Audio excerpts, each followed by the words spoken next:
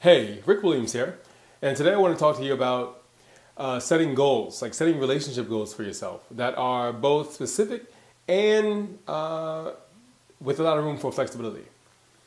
Like the Super Bowl just happened a couple of days ago, and watching a couple of interviews there, I was blown away by how Colin Kaepernick, in the fourth grade, wrote to his future self about how he wanted to play in the pros and he wanted to play for either the 49ers or the Packers.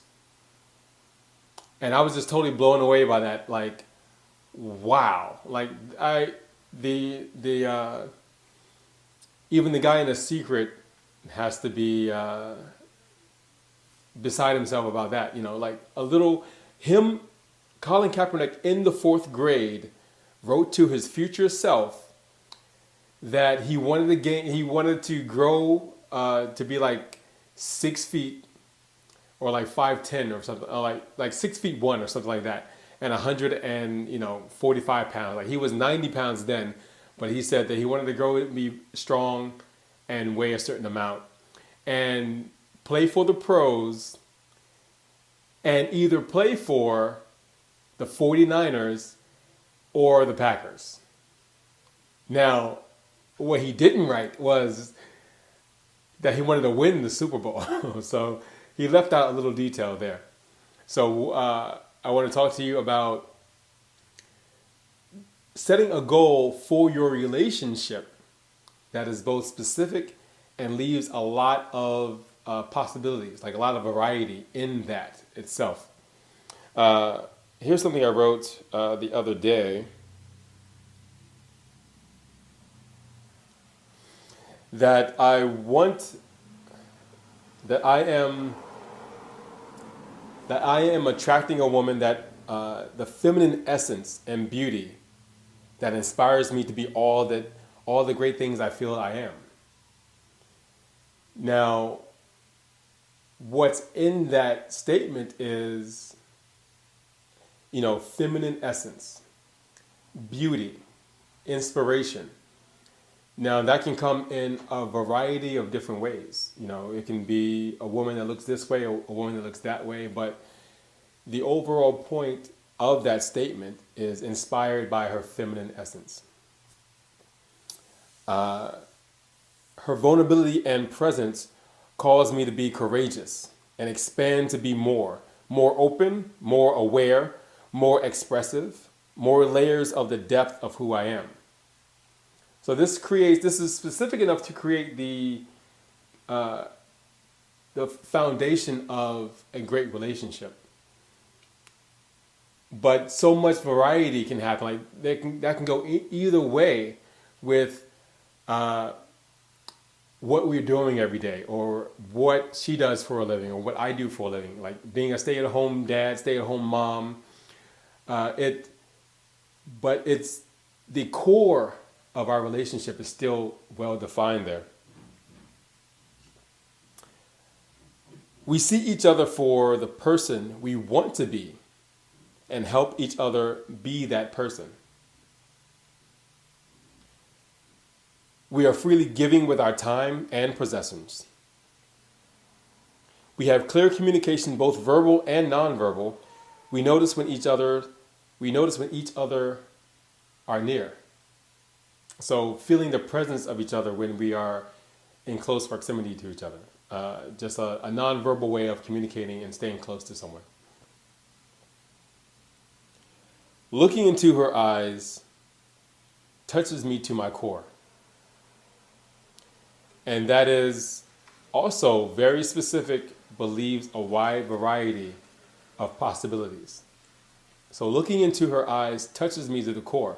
Not that she has to have, brown eyes, hazel eyes, green eyes, blue eyes, or whatever.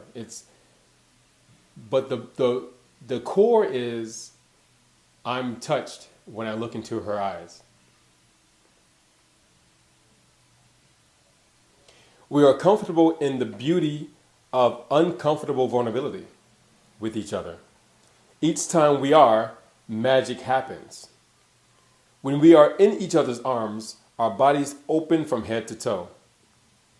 I trust my intuition and judgment in this relationship. I am inspired to act on passions. We make sense to each other.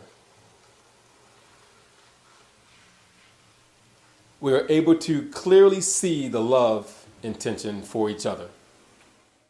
I am inspired to act on passions. We make sense to each other.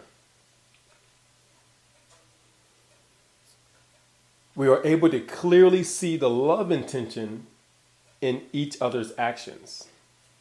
So that means, like, even in an argument, we can see what was needed in that moment. So if I'm upset and, bitching and moaning about something, it may be because I'm tired. And we're able to see that the other person is tired, or the other person needs attention or needs to feel significant in a way. And we're able to meet those needs for each other. We can relax with each other. She understands and welcomes my full essence, intensity, focus, and messiness.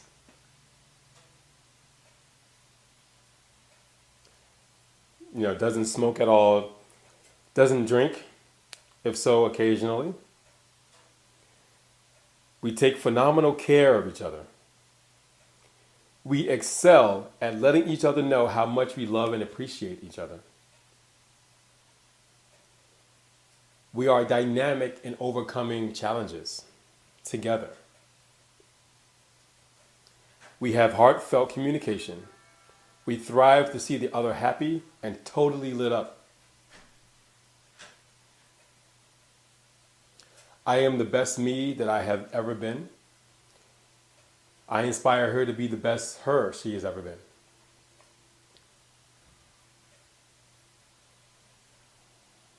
I lead us to stay healthy.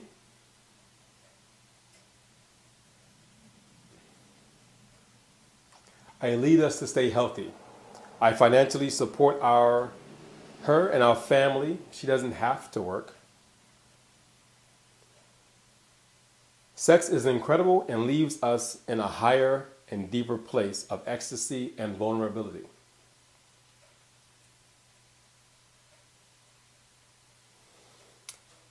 And I noticed, that was just as specific as it was leaving for variables.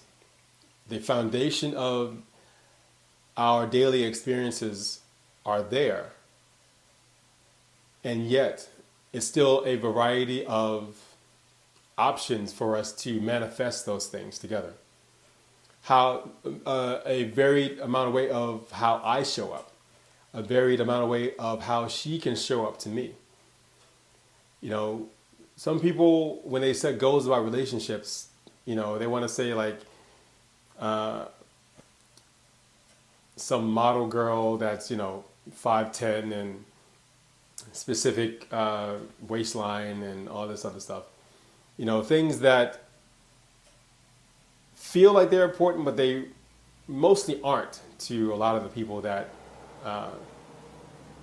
have a list of, you have to be a doctor, you have to be a lawyer, you have to make this amount of money. Those things are just things. It's